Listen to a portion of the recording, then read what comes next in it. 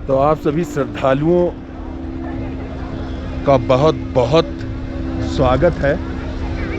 तो ये मंदिर को देखते ही आप पहचान गए होंगे, क्योंकि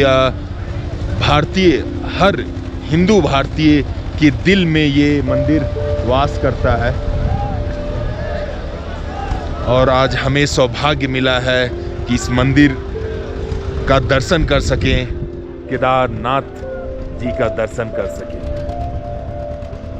ये केदारनाथ मंदिर पंच केदार का मुख्य केदार मंदिर है। ये उत्तराखंड के रुद्रप्रयाग जिले में पड़ता है और आपको यहाँ सोनप्रयाग तक आना पड़ेगा और सोनप्रयाग से आपको टैक्सी पकड़ के कहने का मतलब कि यहाँ सूमो चलता है। सूमो पकड़ के आपको 4 किलोमीटर ऊपर आना होगा गौरीकुंड तक। फिर गौरीकुंड के पास से ही आपको ट्रैक 18 से 21 किलोमीटर का ट्रैक करना पड़ता है। मतलब आप खच्चर पिट्टू से भी आ सकते हैं। ये केदारनाथ जी का मंदिर समुद्र तट से लगभग 3300 मीटर की ऊंचाई पे स्थित है।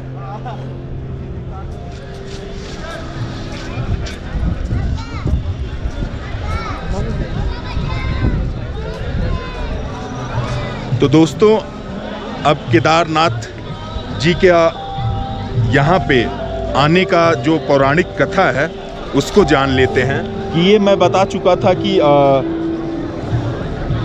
दक्ष ने अपने 13 पुत्रियों की शादी धर्म से किया था और धर्म की जो 13वीं पत्नी थी मूर्ति, उनके 2 पुत्र थे नर और नारायण। नर और नारायण बचपन से ही काफी तपस्वी स्वभाव के थे, मतलब उनका मन बचपन से ही तपस्या में लगता था।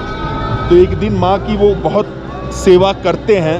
उस दिन माँ बहुत प्रसन्न होती है और उनसे अपने बच्चों को बोलती है कि आज कुछ मांगो, मतलब मैं आपको वरदान देती हूँ, आज कुछ मांगो बच्चों।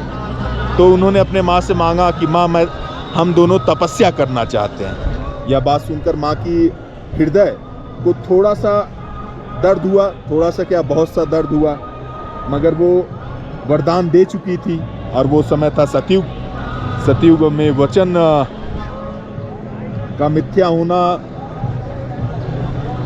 लगभग असंभव है। तो फिलहाल वो फिर तपस्या आते हैं यहाँ पे। मैंने आपको बद्रीनाथ में पहले दिखाया था, नर नारायण पर्वत पे घनघोर तपस्या करते हैं, घनघोर तपस्या करते हैं। शिव जी प्रसन्न होते हैं। शिव जी से नर और नारायण बोलते हैं कि हे भगवान, हे शिव, हे महेश, हे शंभुनाथ, आप यहीं पे ही स्थापित हो जाएं, आप इसी स्थान पर वास करें।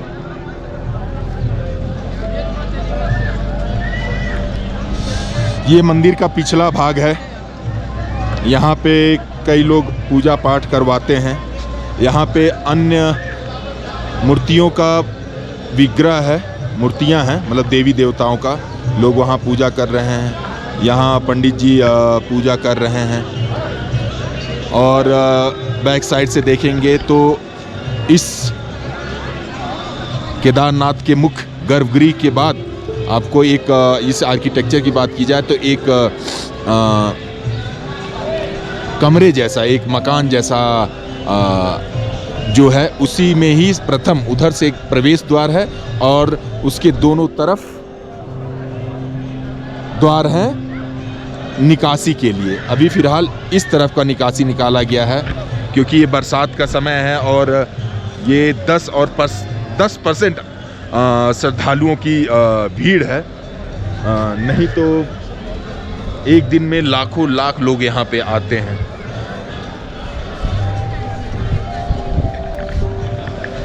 आप उस पताके स्तूपिका पे देखेंगे तो बगल में एक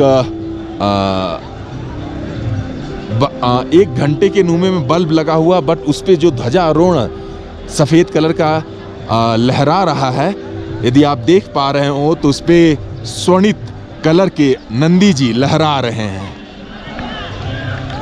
फिर उसके नीचे स्क्वायर फॉर्म का, जिस तरह से क्या बोला जाए, रंग बिरंगा ये कलर, पूरा कलर मुझे मथुरा में जो द्वारिकाधीश मंदिर है इसी कलर पूरा ब्लू, रेड और येलो में उस हिसाब से उसे रंगा गया है।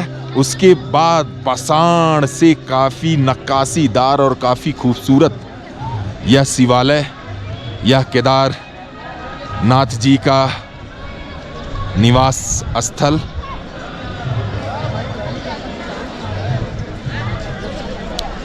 काफ़ी अच्छी नक्काशी इस मंदिर पे की गई है। तो दूसरी सबसे बड़ी मान्यता जो जनमानस में है वो मतलब सबसे ज़्यादा मानी जाती है, क्योंकि ये हम जानते हैं कि पांडवों ने जब संन्यास लिया, जब 35 साल महाभारत के बाद उन्होंने शासन किया और उसके बाद वो संन्यास लिए, तो अपने गोत्रों की हत्या के वध से मतलब उनको मुक्ति चाहिए था, उनको शांति चाहिए था। तो वो भारतवर्ष का सफ़र करते करते सबसे पहले पहुँचे यमुनोत्री, फिर पहुँचे गंगोत्री, फिर तीसरा जो धाम वो पहुँचे थे वो थे श्री केदारनाथ। तो केदारनाथ में उन्होंने शिव जी को खोजना शुरू किया, बट भगवान शिव बहुत नाराज़ थे पांडवों से, तो वो उनसे मिलना नहीं चाहते थे। तो वो गुप्त काशी चले गए, फिर उनका पीछा किया पांडवों ने। इसी तरह पीछा करते करते भगवान शिव एक भैंसे का रूप धारण कर लेते हैं और जानवरों के झुंड में शामिल हो जाते हैं। फिर मतलब इस दृश्य को पांडवों ने देख लिया रहता है, तो उसमें से जो भीम होते हैं, भीम ने अपना मतलब आकार बड़ा करके दोनों पैर मतलब एक तरह से फैला दिए, जिससे सारे जो भैंस के झुंड थे उनके पैरों से गुजर रहे थे। बट शिव जी पैरों के बीच से नहीं गुजरे और वो धरती के बीच घुसने लगे, अधोमुख होने लगे। तब भीम ने उनके जो कुबड़ वाला एरिया होता है, बैल का जो कुबड़ जिसमें वसा होती है, उसको पकड़ते हैं। तो जब वो भैंस पूरा छत बिछत होता है तो उत्तराखंड में 5 पंच केदार बनता है। जो मुख्य केदार जो कुबड़ वाला बनता है वो ये श्री जय श्री केदार, जो केदार आप देख रहे हैं यहाँ पे बनता है। इसी तरह 4 मध्य महेश्वर, कल्प महेश्वर, तुंगनाथ और रुद्रनाथ, 4 अलग अलग और केदार यहाँ पे बनते हैं। और एक भाग जो अग्रभाग कहा जाता है कि नेपाल में पशुपतिनाथ में भी जाकर गिरता है।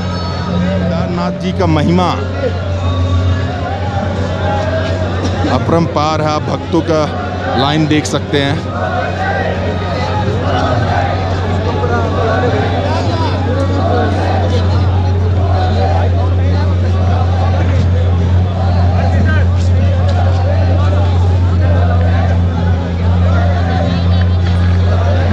भोले बम बम भोले, केदारनाथ की ध्वनि से पूरा ये वातावरण शिवमय हो चुका है,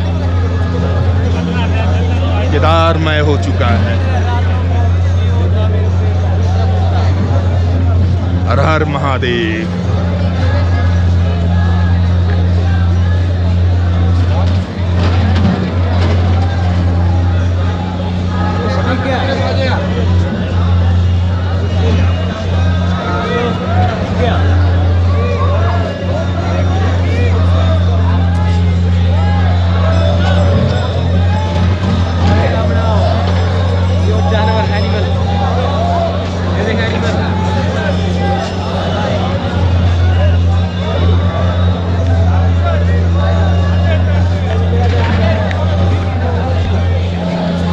चलिए, ये तो आपके लिए मैं शूट कर रहा था, तो आपको लग रहा होगा कि इतना पवित्र जगह पे सिर्फ शूट ही कर रहे हैं, दर्शन नहीं है। तो अब हम जा रहे हैं शिवमय होने,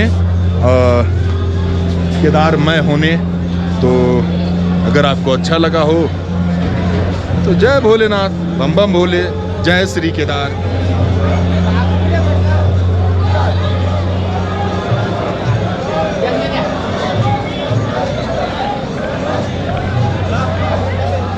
ये तो मैं आपको बता ही चुका हूँ कि बद्रीनाथ भी केदारखंड में ही बसा हुआ है। केदारखंड, पूरा केदारखंड शिव स्थान था, बट भगवान नारायण को एक तपोस्थली चाहिए थी, तो वो तपोस्थली वो बच्चा बनकर वात्सल्य प्रेम में पार्वती जी से मांग लेते हैं केदारखंड के उस भाग को। तो शिव जी इस खंड में आ जाते हैं जहाँ केदारनाथ है, और उस खंड को अपने आराध्य देव विष्णु जी को दे देते हैं। तो विष्णु जी वहाँ वास करते हैं बद्रीनाथ जी के रूप में।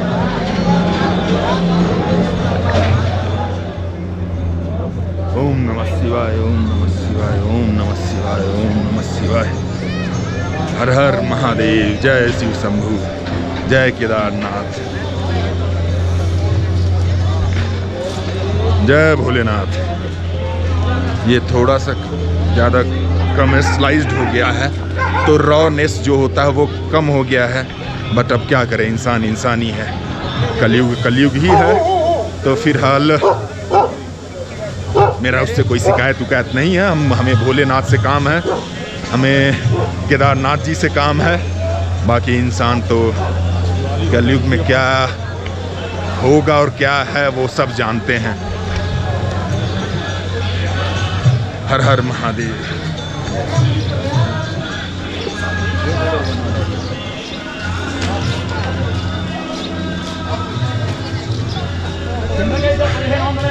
चलिए, भगवान शिव आप लोग के जीवन को सुखमय शांतमय बनाएं, इसी प्रार्थना के साथ इस ब्लॉग से आपसे अलविदा लेते हैं। ओम नमः शिवाय, ओम नमः शिवाय, ओम नमः शिवाय। जय भोलेनाथ।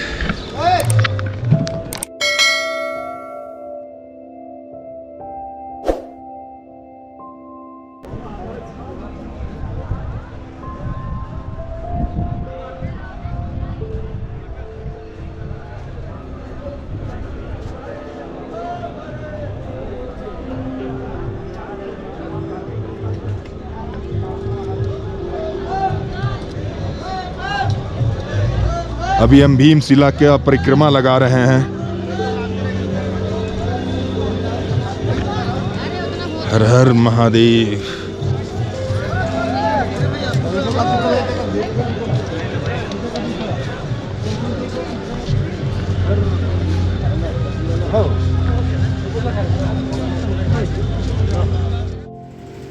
बहुत ही अच्छा, बहुत जैसे लग रहा है कैलाश से धीरे धीरे धुंध छट रहा हो, शिवलिंग एक बड़े आकार का प्रतीत हो रहा हो, वहाँ बर्फ आच्छादित चारों तरफ, बहुत ही रमणीय